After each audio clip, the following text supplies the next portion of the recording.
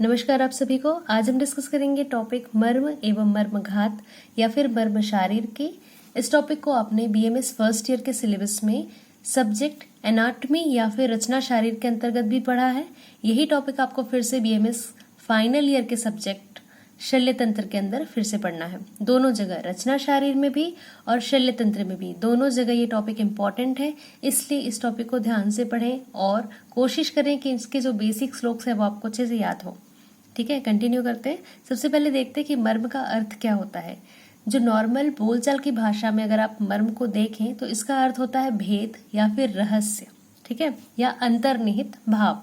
ठीक, लेकिन आयुर्वेद के अंतर्गत हम अगर मर्म को देखें तो इसका अर्थ होता है, कंटिन्यू करते हैं इसको जानने के लिए। परिभाषा: मर्माणि नाम मांस सिरा स्नायु अस्थि संधि सन्निपातः तेसु स्वभावत एवं विशेषेण प्राणास्तिष्ठन्ति। ठीक है, मर्माणि नाम मतलब मर्म क्या है? जहां पर मांस, सिरा, स्नायु, अस्थि, संधि, ये 5 चीजों का सन्निपात होता है या संयोग स्थल होता है। आपको याद रखना है कौन कौन? मांस, सिरा, स्नायु, अस्थि, संधि के सन्निपात या फिर उनके संयोग स्थल को मर्म कहते हैं। मतलब मर्माणि नाम मांस सिरा स्नायु अस्थि संधि सन्निपाता। ठीक है, ये 5 चीजों का क्या होता है? संयोग स्थल है। और तेसु स्वभावत एवं विशेषेण प्राणास्तिष्ठन्ति, उस जगह पर क्या होगा? स्वाभाविक रूप से या विशेष रूप से प्राण उपस्थित होंगे। अब प्राण किसको कहते हैं? फिजियोलॉजी में आपने डिस्कस किया है वहां पे आयुर्वेद सिलेबस में फर्स्ट ईयर में कि प्राण क्या है। प्राण किसको कहते हैं अपन? तो जहां पर भी पंच तन्मात्रा, ठीक है, मतलब 5 महाभूत, त्रिदोष, ठीक है, वात पित्त कफ, त्रिगुण, सतरजतम और एक आत्मा, ये टोटल हो गए कितने? 12। ये जो 12 चीजें जहां पे भी उपस्थित होती हैं उन जगह को क्या कहते हैं? प्राण कहते हैं। ठीक, तो जहां पे ये 5 चीजें होंगी, मांस, सिरा, स्नायु, अस्थि, संधि, ठीक है, और इस जगह पे होगा प्राण, तो उस स्थान को मर्म कहा जाएगा। यदि उस स्थान में तस्मान मर्म स्वभिहता स्थान भावा नाम पत्यन्ते, यदि उस जगह को किसी भी प्रकार से आहत किया जाए या फिर पीड़ा पहुंचाई जाए तो ऐसे व्यक्ति या ऐसे रोगी अनेक अवस्थाओं को प्राप्त होते हैं। मतलब हो सकता है उनको मृत्यु हो जाए या फिर मृत्यु तुल्य वेदना या पीड़ा हो।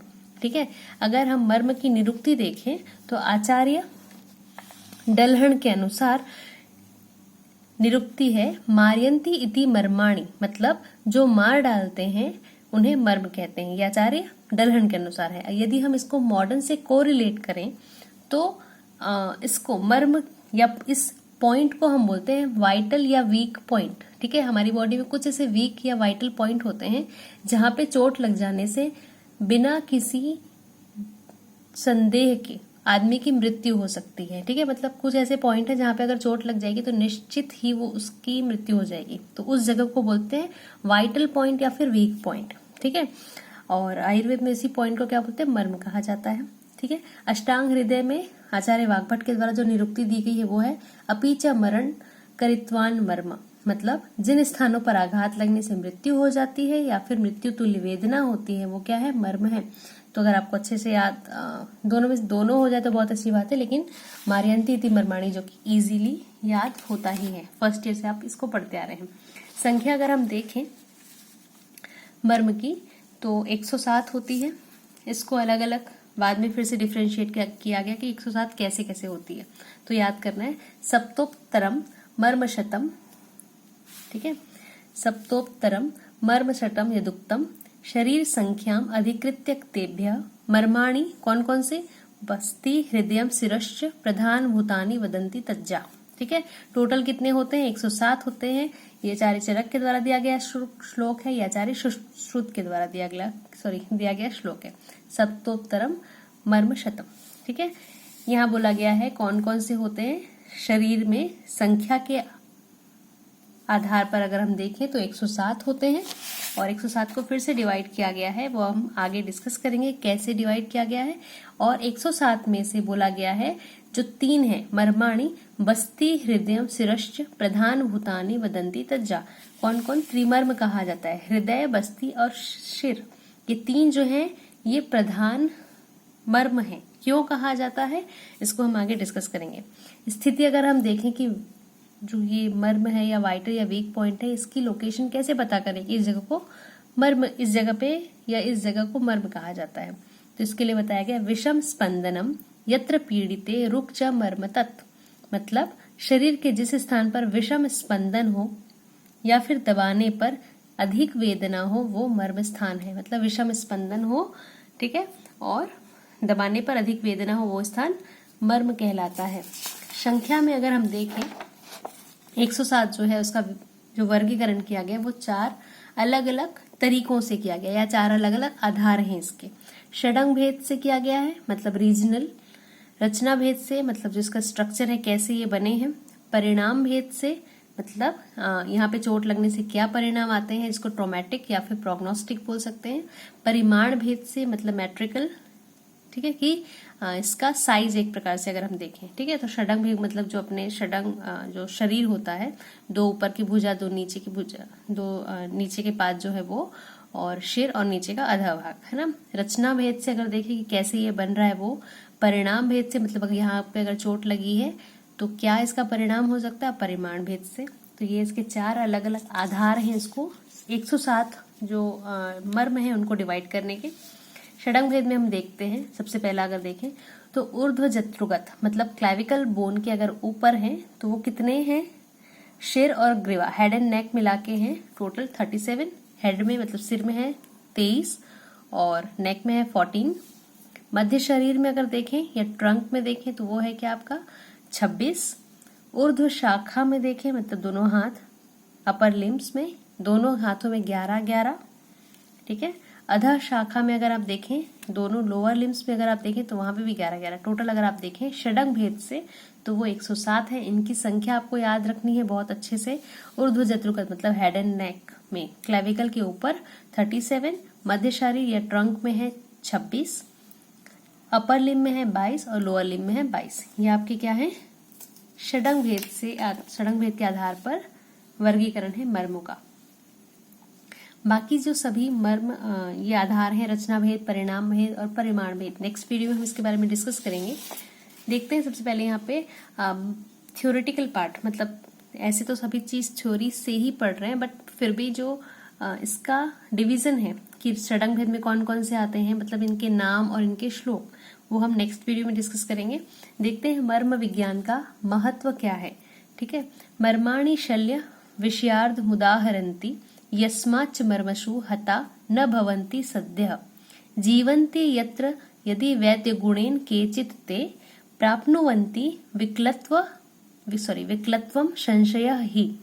इसको अगर आप 2-2 लाइन में तोड़ के याद करें तो बहुत इजीली इसको याद किया जा सकता है। क्या बोल रहा है यहाँ पे कि मर्माणि शल्य विषयार्ध मुदाहरन्ति, मतलब जो मर्म जो टॉपिक है या मर्म जो सब्जेक्ट है, इसको हम शल्य तंत्र के अंतर्गत पढ़ते हैं, या जो शल्य का आधा पार्ट है उसको मर्म कहा जाता है। रीजन क्या है इसका, यदि हम शल्य चिकित्सा करते हैं तो शल्य चिकित्सा करने के लिए क्या इंपॉर्टेंट है कि हमको पता होना चाहिए कि बॉडी के कौन कौन से पार्ट में मर्म है, मतलब कौन कौन से पार्ट पे ऐसे वाइटल या वीक पॉइंट है जहाँ पे यदि हमसे चोट लग जाए तो मृत्यु हो सकती है।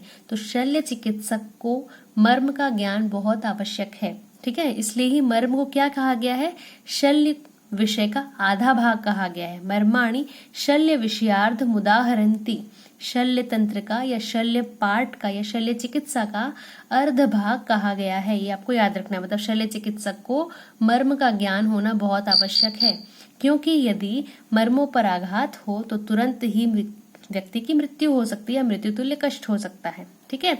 फिर नेक्स्ट बोल रहा है यस्माच्च मर्मषु हता न भवन्ति सद्यः, ठीक है, मतलब अगर इसको चोट लग जाएगी तो ठीक नहीं किया जा सकता तुरंत, है ना। तो आपको ये पता होना चाहिए कि कहाँ कहाँ मर्म है। नेक्स्ट बोल रहा है जीवंती तत्र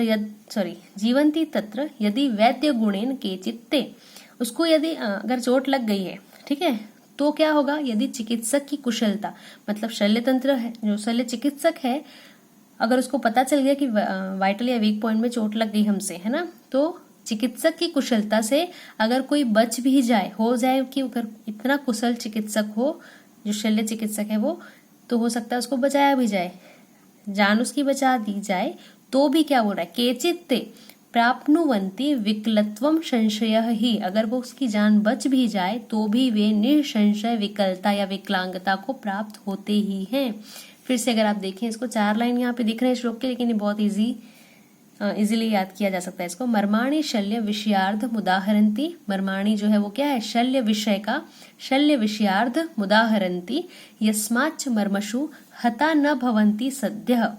ठीक है, मतलब अगर तुरंत मरे ना तो भी क्या होगा, जीवंती, अगर बचा ली जाए, इसको बचा लिया जाए जी, ठीक है, तत्र अगर जीवित बचा भी लिया जाए, कैसे, यदि वैद्य गुणेन के चित्ते, यदि वैद्य जो है वो गुणवान है या कुशल है, ठीक है, उसके बाद भी क्या होगा, प्राप्नुवन्ति विकलत्वम संशयः ही। ठीक है, तो मर्म ज्ञान का बहुत आवश्यक महत्व है किसमें, शल्य तंत्र में या शल्य चिकित्सक के लिए। शल्य चिकित्सा में मर्म का ज्ञान आवश्यक है। वैसे सभी को जब आप स्टडी कर रहे हैं बीएमएस की, तो यहाँ पे इम्पोर्टेंस पता ही होनी चाहिए मर्म की। त्रिमर्म के बारे में हम पहले देख चुके हैं, लेकिन यहाँ पे श्लोक देखते हैं क्या है। मर्माणि बस्ति हृदय शिरश्च प्रधान भूतानि वदन्ति तज्जा, मतलब कौन कौन से मर्म, बस्ति हृदय शिर। क्यों बोल रहे हैं यहाँ पे, प्राणाश्रया तानि ही पीड़यन्तो वातादयो असूनपि पीड़यन्ति। ठीक है, पहली लाइन से ही वैसे क्लियर हो रहा है कि त्रिमर्म कौन कौन है, बस्ति हृदय शिर, इनको ही प्रधान भूत मर्म कहा गया है। जो 107 है उसमें सिर बस्ती हृदय, ये 3 प्रधान मर्म कहे गए हैं या माने जाते हैं। चरक ने बताया है, सुश्रुत ने भी बताया यही। इनका आश्रय लेकर उत्पन्न होने वाली व्याधि, मतलब सिर में होने वाली व्याधि, बस्ती में होने वाली व्याधि और हृदय में होने वाली, ठीक है, इनका आश्रय लेकर उत्पन्न होने वाली अगर कोई व्याधि है तो उसको असाध्य या फिर कृच्छ साध्य की श्रेणी में माना जाता है। मतलब अगर सिर में हो गई कोई व्याधि, मतलब आश्रय अगर सिर को बना लिया गया है या बस्ती को या हृदय में, तो ऐसी व्याधियों को या फिर कृच्छ साध्य बोलेंगे या फिर असाध्य माना जाता है। इन तीनों स्थानों पर प्राणियों के प्राण आश्रित होते हैं। ठीक है, नेक्स्ट वीडियो हम डिस्कस करेंगे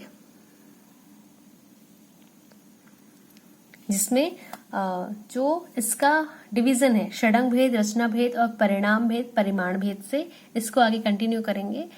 इनके जो 107 मर्म है उनके नाम जानेंगे। Thanks for watching this video.